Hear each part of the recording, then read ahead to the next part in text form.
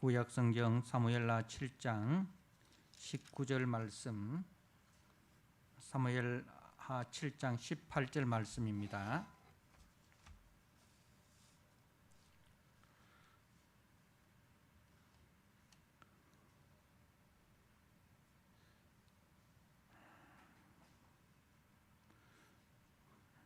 말씀을 봉독드립니다. 다윗 왕이 여호와 앞에 들어가 앉아서 이르되 주 여호와여, 나는 누구오며 내 집은 무엇이기에 나를 여기까지 이르게 하셨나이까? 주 여호와여, 주께서 이것을 오히려 적게 여기시고 또 종의 집에 있을 먼 장래의 일까지도 말씀하셨나이다. 주 여호와여, 이것이 사람의 법이니이다. 주 여호와는 주의 종을 아시오니 다윗이 다시 주께 무슨 말씀을 하오리까? 주의 말씀으로 말미암아 주의 뜻대로 이 모든 큰 일을 행하사 주의 종에게 알게 하셨나이다. 그런즉 주 여호와여, 주는 위대하시니 이는 우리 귀로 들은 대로 주와 같은 이가 없고 주 외에는 신이 없음이니이다. 땅의 어느 한 나라가 주의 백성 이스라엘과 같으리까? 하나님이 가서 구속하사 자기 백성으로 삼아 주의 명성을 내시며 그들을 위하여 큰 일을, 주의 땅을 위하여 두려운 일을 애국과 많은 나라들과 그의 신들에게 구속하신 백성 앞에서 행하셨사오며, 주께서 주의 백성 이스라엘을 세우사 영원히 주의 백성으로 삼으셨사오니 주 여호와여, 주께서 그들의 하나님이 되셨나이다. 여호와 하나님이여, 이제 주의 종과 종의 집에 대하여 말씀하신 것을 영원히 세우시며 말씀하신 대로 행하사 하나님이 사람이 영원히 주의 이름을 크게 높여 이르기를 만군의 여호와는 이스라엘의 하나님이라 하게 하옵시며 주의 종 다윗의 집이 주 앞에 경고하게 하옵소서. 만군의 여호와 이스라엘의 하나님이여, 주의 종의 귀를 여시고 이르시기를 내가 너를 위하여 집을 세우리라 하셨으므로 주의 종이 이 기도로 주께 간구할 마음이 생겼나이다. 주 여호와여, 오직 주는 하나님이시며 주의 말씀들이 참되시니이다. 주께서 이 좋은 것을 주의 종에게 말씀하셨사오니 이제 청하건대 주의 종의 집에 복을 주사 주 앞에 영원히 있게 하옵소서. 주 여호와께서 말씀하셨사오니 주의 종의 집이 영원히 복을 받게 하옵소서 하니라. 아멘. 오늘 18절 이하의 말씀은 이제 앞에서 하나님께서 다윗에게 세우신 그 언약, 다윗 언약에 대한 다윗의 감사 기도입니다. 이제 앞에서 다윗이 이제 평안히 이 궁에 거할 때에 참 나는 이렇게 백향목 궁에 가는데 참 하나님의 그 궤가 아직도 이 성전이 아닌 성막 가운데, 휘장 가운데 있는 것에 대해서 참 죄송하고 송구스러운 마음으로 나단 선지자에게 하나님을 위하여 집을 짓겠다라는 성전을 짓고자 하는 것을 말씀을 드립니다. 나단 선지자도 그것을 좋게 여겼는데, 그런데 그날 밤에 하나님께서 나단 선지자에게 이제 가서 나단 선지자에게 말씀하시기를 네가 나를 위하여 내가 살 집을 건축하겠느냐. 여호와가 너를 위하여 집을 짓겠다. 그렇게 이제 말씀을 합니다. 그러니까 다윗은 하나님의 궤를 모실 성전을 짓고자 했지만은 하나님께서는 오히려 다윗을 위하여 집을 짓겠다.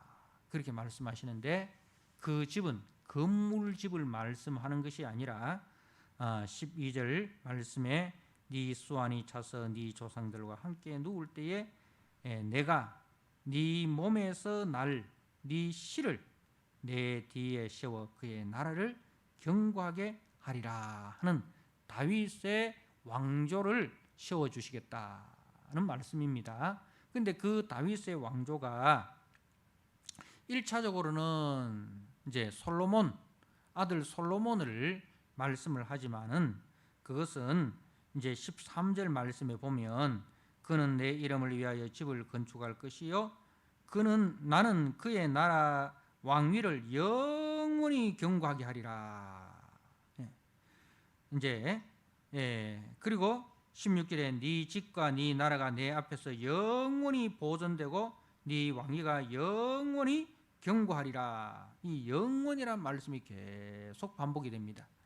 우리가 아시다시피 이 다윗의 왕국은 솔로몬 때에 남쪽과 북쪽으로 갈라지고 북쪽은 이제 주전 722년에 아수르에 의해서 멸망당하고 남쪽 유다도 주전 586년에 바벨론에 의해서 멸망당합니다.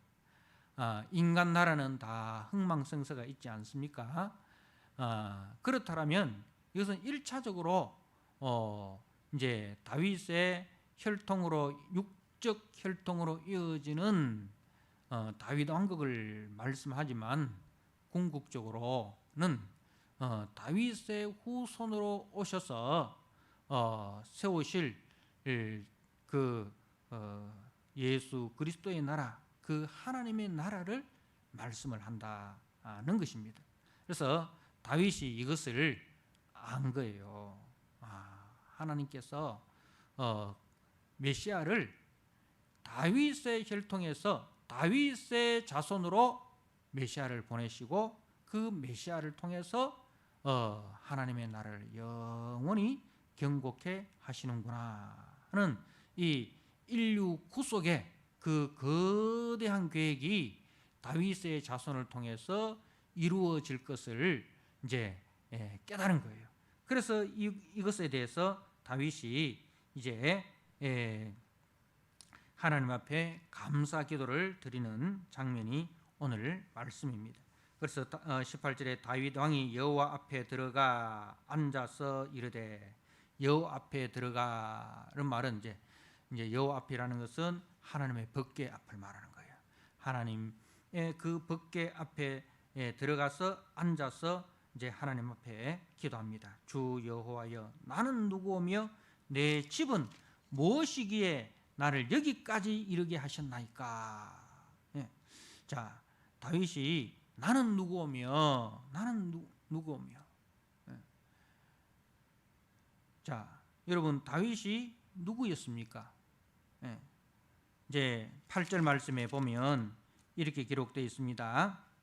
8절에 그러므로 내 종 다윗에게 이와 같이 말하라. 만군의 여호와께서 이와 같이 말씀하시기를 내가 너를 목장 곧 양을 따르는 데에서 데려다가 내 백성 이스라엘의 주권자로 삼고 라고 말씀하는 거예요. 나는 누구였습니까? 다윗은 누구였습니까? 목장 곧 양을 따르는 목동이었다는 겁니다. 양을 따르는 목동에 불과한 나를 하나님께서 이제 이스라엘의 주권자로 삼아 주셨다. 하나님의 은혜에 대한 감사입니다. 목동을 왕으로 세워주시고 그리고 거기에 더 나아가서 19절에 주 여호와께서 주 여호와여 주께서 이것을 오히려 적게 여기시고, 여러분 양을 따르는 목동에서 그 이스라엘의 왕이 된 것이 얼마나 큰 일입니까? 그죠? 얼마나 큰 은혜입니까? 근데 이 은혜도 오히려 이제 우리 하나님이 적게 여겨주셨다 이거죠. 예, 그 큰 은혜도 감당할 수 없는 큰 은혜인데 우리 하나님은 그것도 적게 여기시고 그 다음 말씀에 또 종의 집에 있을 먼 장래의 일까지도 말씀하셨나이다. 주 여호와여 이것이 사람의 법이니이다. 이렇게 써요. 자, 이게 무슨 말씀이냐 하면 이제 다윗이 목동에서 왕이 된 것도 감당할 수 없는 큰 은혜인데 우리 하나님은 그 은혜 위에 더 큰 은혜를 주셨다 이 말입니다. 먼 장래의 일이 무엇입니까? 앞에서 말한 이제 이 다윗의 혈통에서 유다 자손 다윗의 혈통에서 인류를 구원할 메시아를 보내주시고 그 메시아를 통해서 영원한 하나님 나라를 세우시겠다. 그것을 누구의 혈통을 통해서? 다윗의 혈통을 통해서. 그러니까 이것이 얼마나 큰 일이냐 이거죠.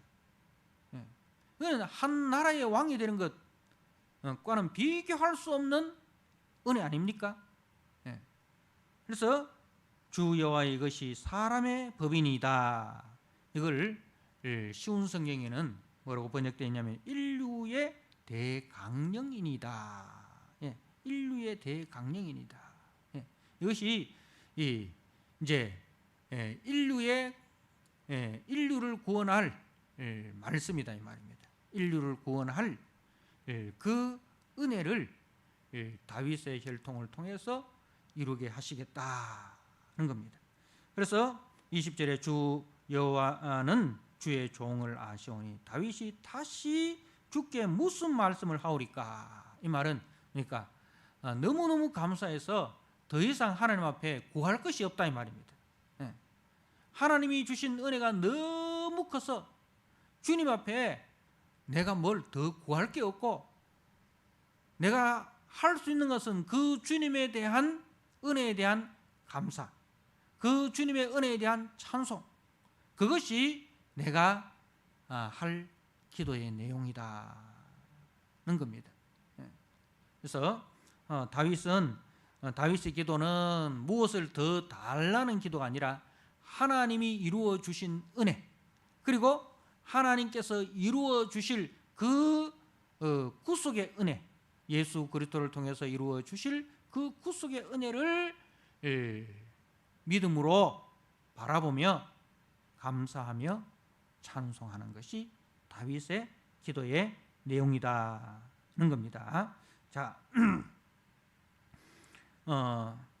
그 뒤에 말씀 21절에 주의 말씀으로 말미암아 주의 뜻대로 이 모든 큰 일을 행하사.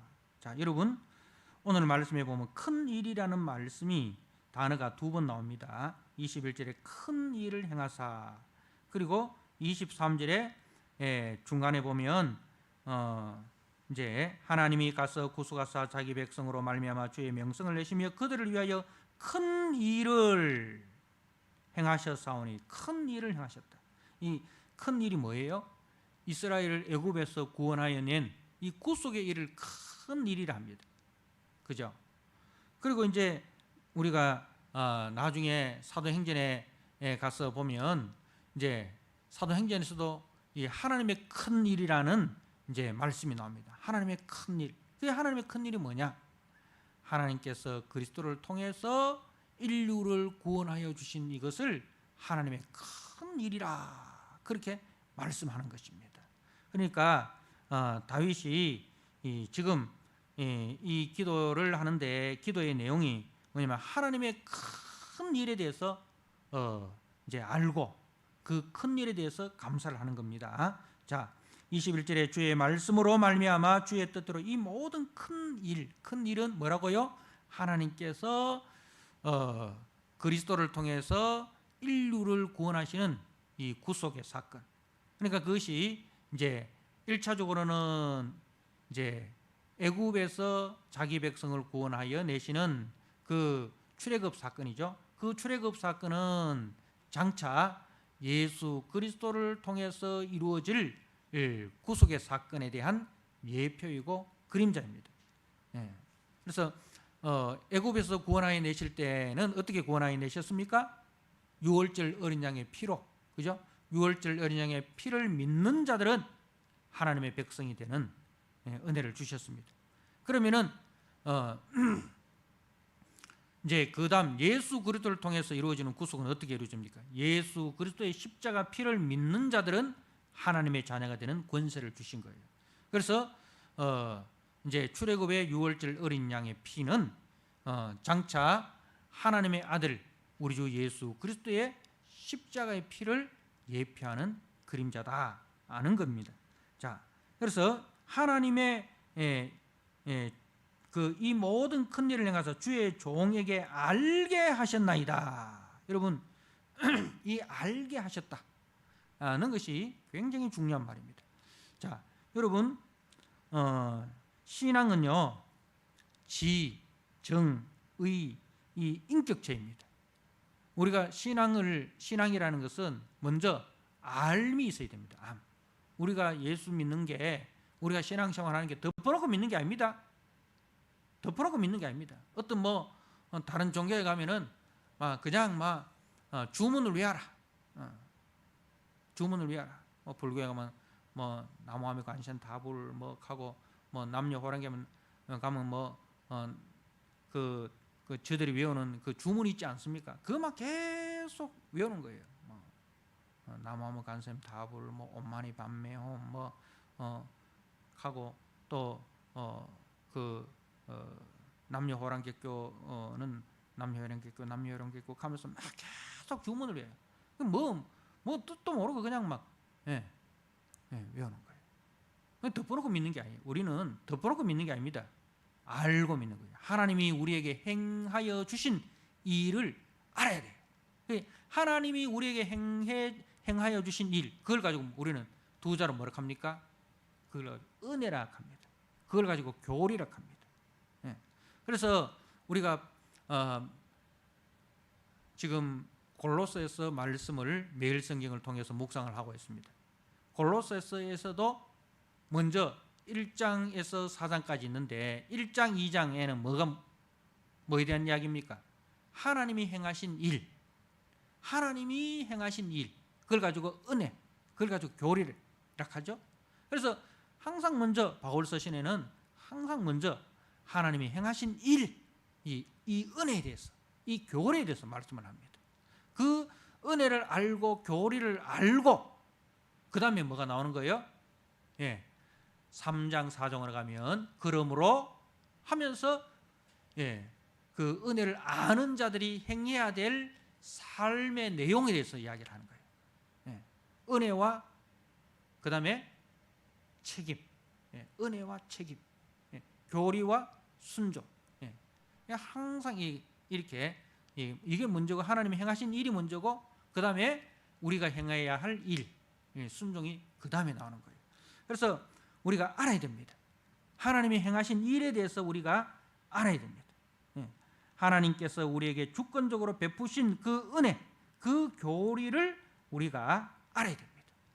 그리고 그 다음에 그 교리, 그 은혜에 대한 마음으로 믿고, 하나님이 행하신 일을 우리가 마음으로 받아들이는 거예요. 우리 마음으로 받아들이는 거예요. 그걸 가지고 믿음이라고 합니다. 마음으로 우리가 믿고, 이래가지고 이제 지정, 감정적으로 우리가 마음으로 이제 믿는 거. 그 다음에는 의지적으로 순종하는 거예요. 마음으로 믿어. 그리고 입으로 시인하여. 이 말은 무슨 뜻인지 아십니까? 그냥 우리가 입으로 예수 그리스도 이렇게 말하는 게 아니에요. 그냥 그때 당시에 입으로 고백한다는 것은 이 로마서가 기록될 이때는 로마가 통치하는 시대예요. 로마의 황제가 신의 아들을, 로마의 황제는 신의 아들이다, 이렇게 하면서 황제를 신으로 숭배하는 때였습니다. 그런데 그러한 시대에 예수가 하나님의 아들입니다. 예수가 하나님의 아들입니다. 예수님이 우리의 주인이십니다. 이것을 고백한다는 것은 뭐예요? 그거는 사형이에요. 사형.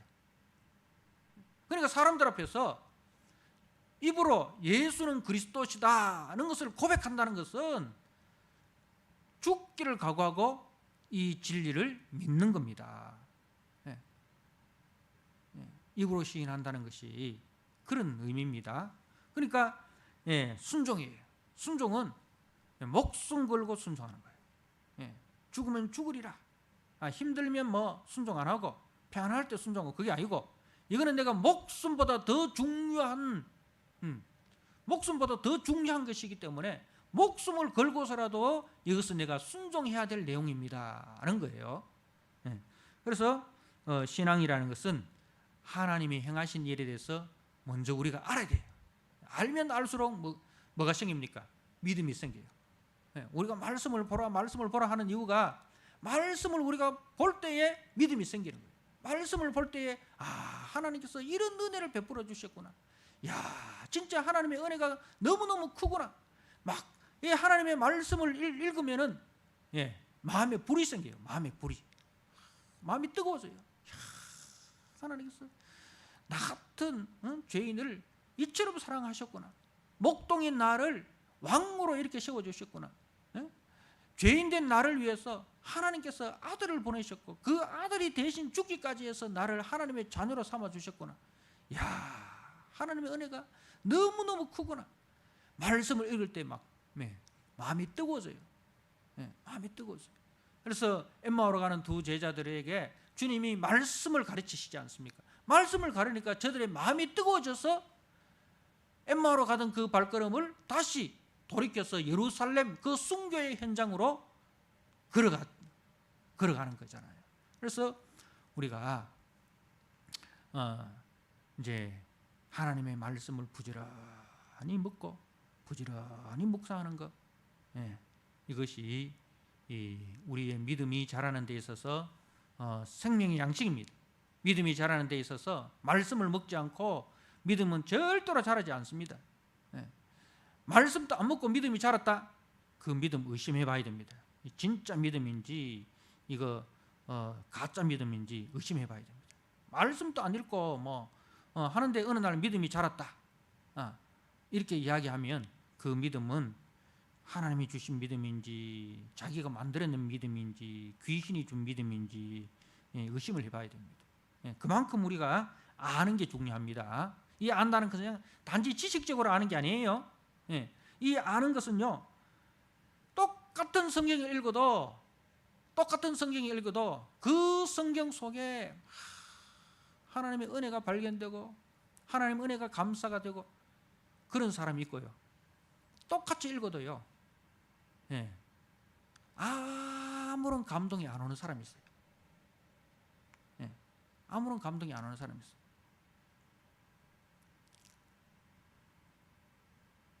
이제 안희숙 그 사모님이 쓴 죽으면 죽으리라는 옛날 그 책이 있잖아요. 거기 보면 그분이 이제 감옥에 갇혔을 때에 그 공산당원한테 성경을 읽어보라고 성경책을 줬어요. 그분이 공산당원이 그 성경책을 전체를 다 읽었대. 다 읽었는데 아무런 믿음이 생겨나지 않는 거예요. 오히려 막 성경에 대해서 더 반박하는 거예요. 그런 사람이 있어요. 성경을 읽는다고 해서 다 믿음이 생기는 거 아닙니다. 성경을 읽을 때 이제 누가 도와주셔야 되느냐? 자, 우리가 에베소서 1장 17절 말씀을 한번 보도록 하겠습니다. 에베소서 1장 17절 신약성경 에베소서 1장 17절 말씀을 한번 보시기 바랍니다. 제가 한번 읽어드립니다.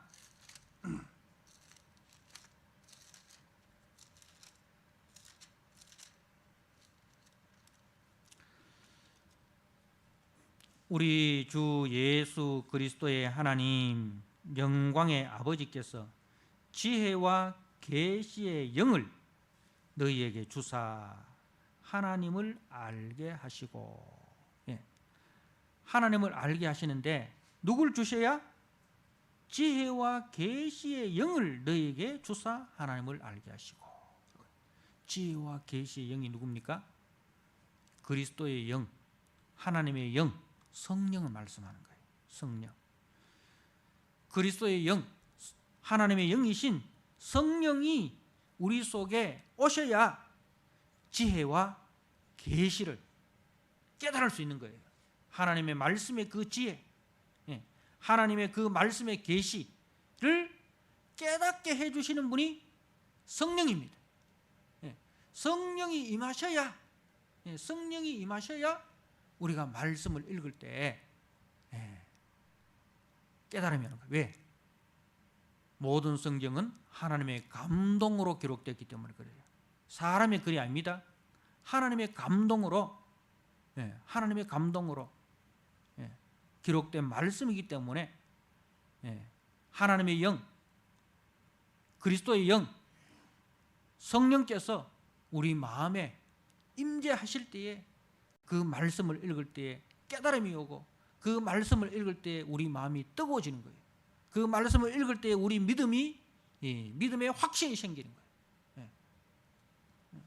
그래서 바울이 이 에베소 교회를 향해서 기도하잖아요. 그 기도의 내용이 에베소 1장 16절에 내가 기도할 때에 기억하며 너희로 말미암아 감사하기를 그치지 아니하고 하면서, 이제 바울이 에베소 교회를 향해서 기도하는 게 이제 기도하는 내용이 18절에 보십시오. 너희 마음 눈을 밝히사 그의 부르심의 소망이 무엇이며 성도 안에서 그 기업의 영광의 풍성함이 무엇이며 그 힘의 위력으로 역사하심을 따라 믿는 우리에게 베푸신 능력의 지극히 크심이 어떠한 것을 너희로 알게 하시기를 구하노라.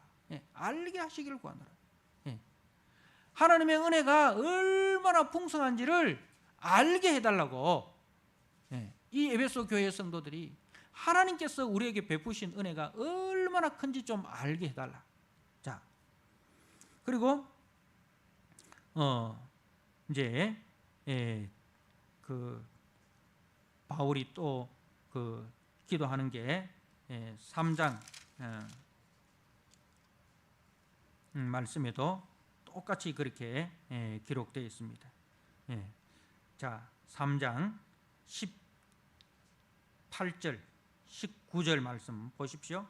3장 18절 19절 능히 모든 성도와 함께 지식에 넘치는 그리스도의 사랑을 알고 라고 했어요. 그리스도의 사랑을 알고 그 너비와 길이와 높이와 깊이가 어떠함을 깨달아. 깨달아는 뭡니까? 알고라는 말이죠. 깨달아 하나님의 모든 충만한 것이로 너희에게 충만하게 하시기를 구하노라.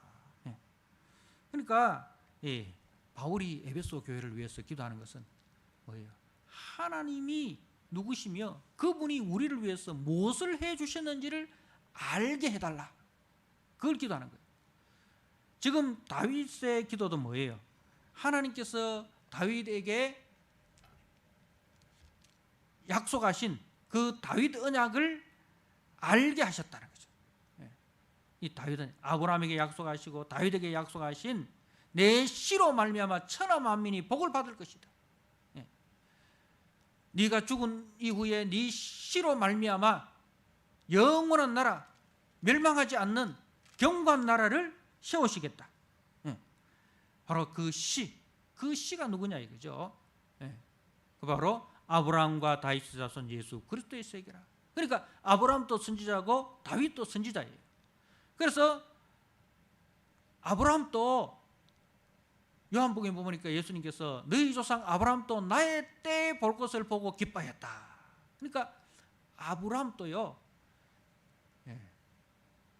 예수님이 오셔서 우리를 위해서 십자가에 못 박혀 죽으시고 부활하실 것을, 그 복음을 본 거예요.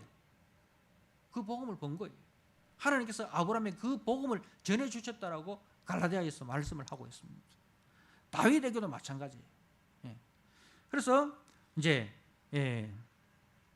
그 다윗이 그 말씀을 붙들고 지금 기도하고 있는 것입니다. 자, 그 다음 25절, 그 다음에 27절 말씀을 한번 보십시오. 27절에 만군의 여호와 이스라엘의 하나님이여 주의 종의 귀를 여시고, 이 귀를 여시고 되어 있죠? 귀를 여시고 이르시기를 내가 너를 위하여 집을 세우리라 하셨으므로, 귀를 여셨다 이 말은 귀를 벌거벗기셨다. 귀를 벌거벗기셨다. 무슨 뜻이냐?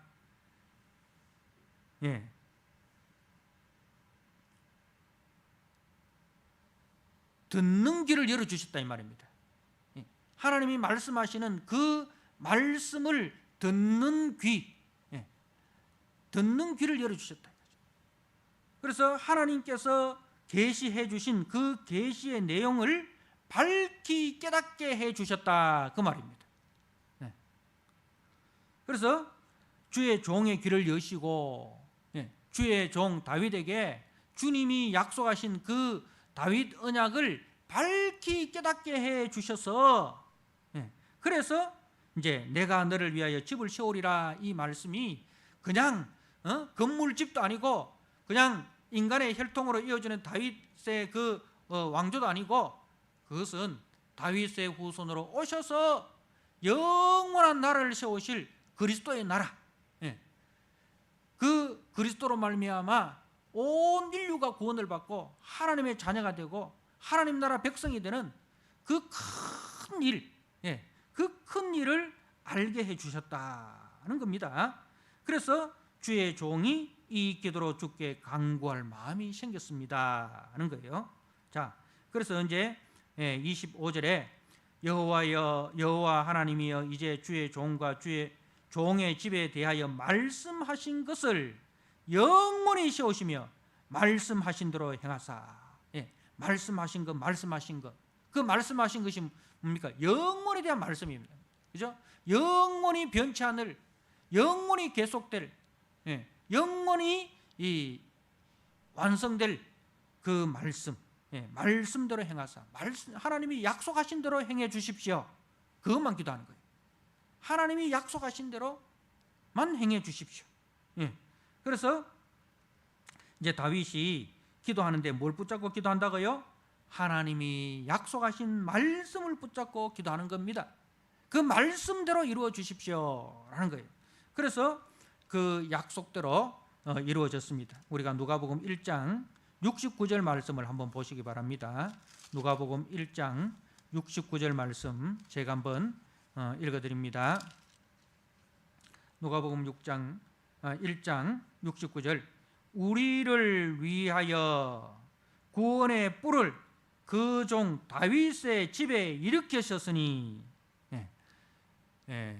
세례 요한의 아버지 이 샤가라가 이제 성령 충만함을 받아 이제 예언하여 이르죠. 찬송하리로다 주 이스라엘의 하나님이여 주의 백성을 돌보사 속량하시며 우리를 위하여 구원의 뿔 메시아를 말하는 거죠. 뿔이라는 것은 능력이란 말하는 능력, 힘, 구원의 힘, 구원의 능력을 그 종 다윗의 집에 일으키셨다.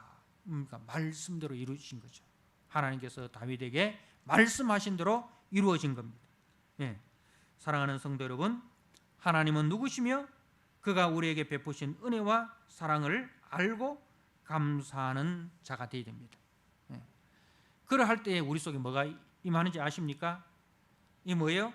자, 하나님이 누구시며 그가 우리에게 베푸신 은혜와 사랑을 알고 감사하는 것.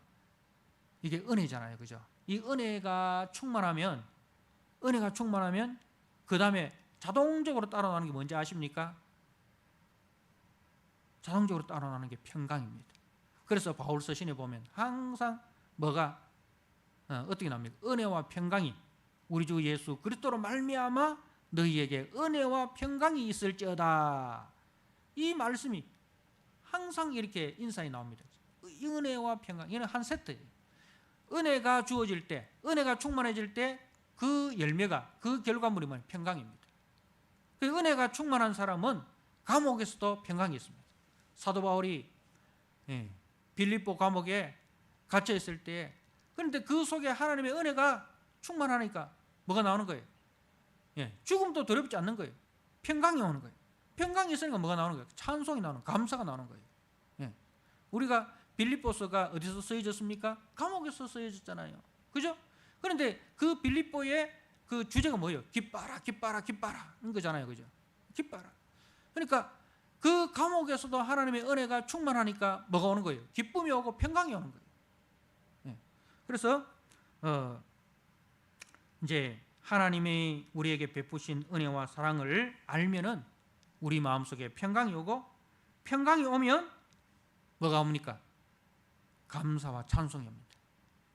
여러분 마음에 평강이 있고 마음에 은혜가 충만하면 항상 감사가 나오고, 감사가 있으면 찬송이 나오고, 이게 계속해서 돌아가는 거예요. 은혜와 평강, 감사, 찬송, 이게 나오는 거예요. 자, 여러분 사울은 보십시오. 사울은 하나님이 누구시며 그가 나에게 베푸신 은혜가 무엇인지를 모릅니다. 사울에게는 하나님이 누구시며 나는 누구인가, 이게 없어요. 하나님의 은혜에 대한 감사가 없어요. 하나님의 은혜에 대한 그 감사가 없으니까 뭐가 없어요? 평강이 없어요. 평강이 없어요. 그래서 사울은 늘 불안해. 늘 불안해. 다윗이 잘 나가니까 저 다윗이 잘 나가다가 나에게 반역하면 어떻게 할까? 막 불안해. 그러니까 자기의 충성된 신하인 다윗이 잘 나가니까 막 불안하니까 막 다윗을 죽이려고 하는 거예요. 그래서 악인의 마음에는 뭐가 없다고요? 평강이 없어요. 사울은 늘 불안해. 그래서 늘 뭘 의지합니까? 자기 힘을 의지하고 자기 칼을 의지하고.